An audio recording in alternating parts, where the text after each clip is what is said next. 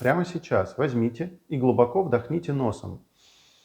Почувствовали холодок по задней стенке? И каково же бывает ваше удивление, что через 2-3 дня использования этого волшебного сиропчика или таблетки или порошка, и с каждым днем все хуже, то это симптомы, которые прямо указывают обратиться за медицинской помощью. Здравствуйте, дорогие друзья, с вами врач-оториноларинголог Рассадин Вячеслав Викторович.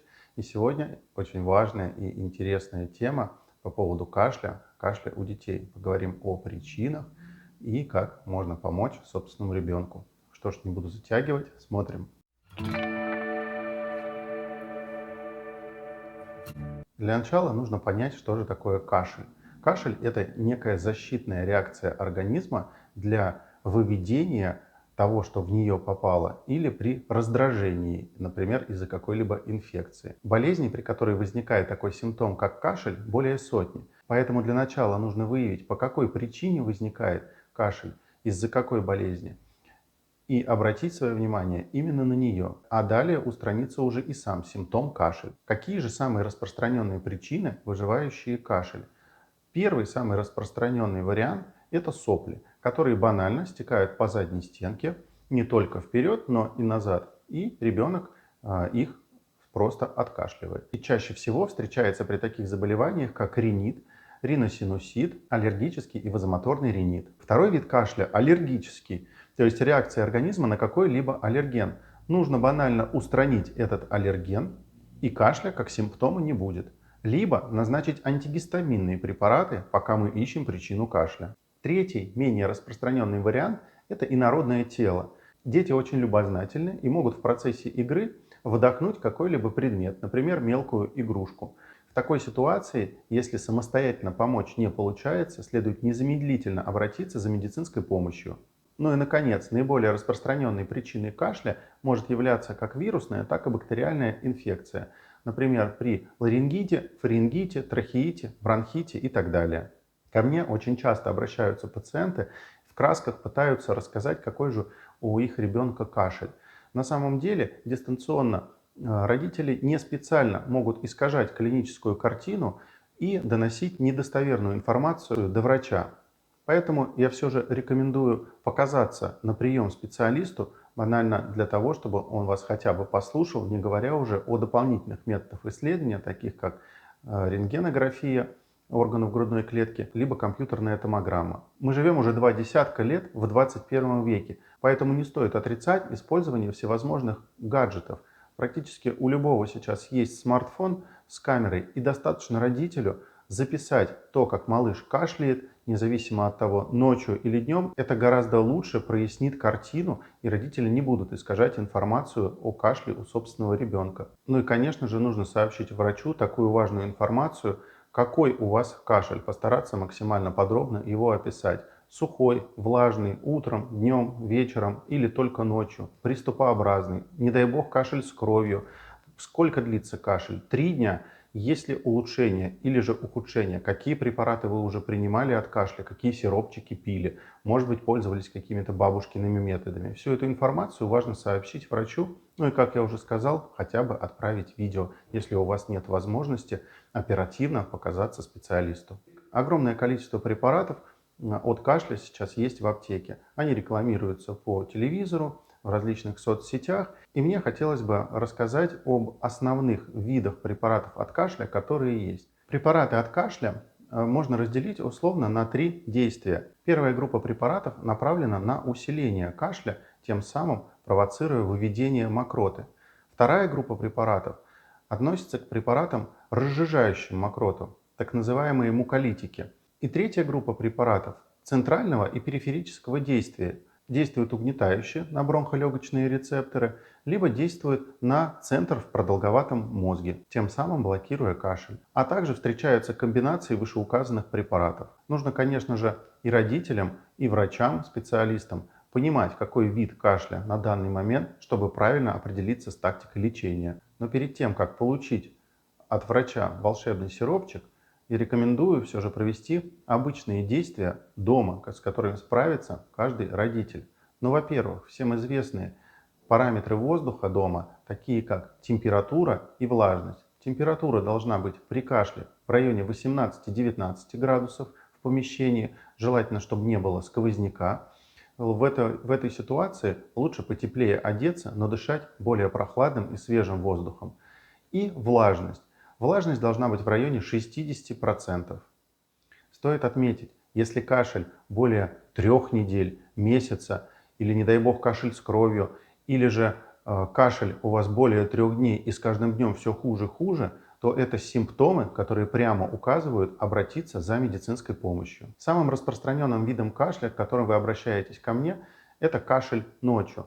То есть ребенок может просыпаться от 1 до 3 и более раз ночью, откашливаться, или некоторые говорят заходиться в приступе кашля. Дальше чаще всего вы даете попить теплой водички, ребенок успокаивается и засыпает.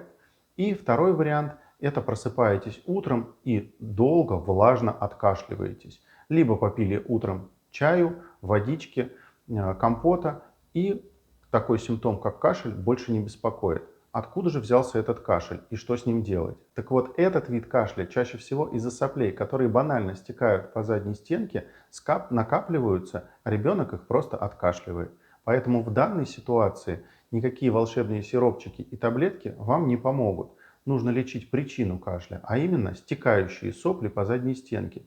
Чаще всего они бывают при обычном насморке, либо риновирусе. И второй диагноз, при котором встречается так называемый назофарингеальный затек и сопли стекают, это аденоиды. Поэтому, если обратить внимание на причину и устранить ее, то такого симптома, как кашель, не будет. Ну и, конечно же, следить за параметрами воздуха, температуры и влажности в помещении. Еще одним распространенным видом кашля бывает сухой кашель, иногда покашливание, реже встречается приступообразный. В этой ситуации вы обычно спрашиваете у педиатра, он берет фонендостетоскоп, слушает легкие у малыша, и вы спрашиваете: доктор, ну что там? На что врач вам обычно отвечает, что в легких у ребенка чисто, но назначает вам целую простыню препаратов от кашля, и вы благополучно идете счастливые покупать их в аптеку. Ведь долгожданный сиропчик вам от кашля назначен. И каково же бывает ваше удивление, что через 2-3 дня использования этого волшебного сиропчика или таблетки или порошка вы не видите результата у собственного ребенка. Что же делать в данной ситуации? Так вот, дело в том, что так как вам врач сказал, что в легких у ребенка чисто, то нужно подумать о том, что, возможно, причина не в легких и нет смысла пить волшебные препараты, которые помогут вам справиться с таким симптомом, как кашель. Чаще всего такой вид кашля бывает при фарингите, то есть воспаляется задняя стенка горлышка, и ребенок кашляет и покашливает. Чтобы вы понимали, прямо сейчас возьмите и глубоко вдохните носом. Почувствовали холодок по задней стенке? Вот именно там ребенку и щекотит, именно там увеличена и воспалена лимфоидная ткань. И поэтому лечить нужно диагноз фарингит, и вследствие выздоровления симптом кашля уйдет. Обязательно нужно рассказать про такой опасный вид кашля, как лающий кашель. Он чаще всего встречается при таком диагнозе, как ларингит, когда воспаляются гортань, голосовые складки. В любой момент у ребенка может произойти стеноз, то есть сужение гортани, и это может привести к удушью. Поэтому в данной ситуации при лающем кашле без медицинской помощи не обойтись. Если приступ застал вас врасплох, незамедлительно вызываем неотложную помощь, а в это время открываем форточки дома, тепло одеваемся, либо выходим на балкон, у кого он есть. В холодном воздухе ребенок не задохнется, и вы спокойно дождетесь приезда скорой помощи. Ну и, конечно же, нужно обращать внимание не только на сам кашель, но и на сопутствующие симптомы, которые протекают совместно с основным симптомом кашля. Потому что кашель может быть сопутствующим при таких заболеваниях, как туберкулез, пневмония, острый бронхит. Многие из вас задают вопрос об эффективности щелочных ингаляций, можно ли их использовать при кашле. Ответ на этот вопрос – да, использовать их можно. Единственное, щелочные ингаляции не рекомендуется использовать при повышенной температуре тела, так как это может привести к усугублению ситуации. Эффективность щелочных ингаляций, конечно же, есть, но она сильно ниже, как если бы вы пользовались советом по поддержанию нормальной температуры и влажности в доме. Потому что ингаляции вы делаете 2-3 раза в день по 5-10 минут. Это гораздо реже, чем если вы будете дышать постоянно влажным и прохладным воздухом. Гормональные препараты в ингаляциях также используются, но их дозировку и продолжительность использования определяет врач после постановки точного диагноза. Поэтому, пожалуйста, не нужно дышать налево и направо тем же пульмикортом, который вам когда-либо помог. Обязательно проконсультируйтесь со специалистом для подбора точного лечения и постановки правильного диагноза. Надеюсь, информация данного ролика вам была интересна и полезна. Теперь вы сможете пользоваться полученными знаниями на практике. С вами был доктор Рассадин. Подписывайтесь на канал, обязательно комментируйте. На самые интересные комментарии обязательно отвечу. Будьте здоровы, берегите себя и своих детей. Со всеми на связи. Увидимся в следующем ролике.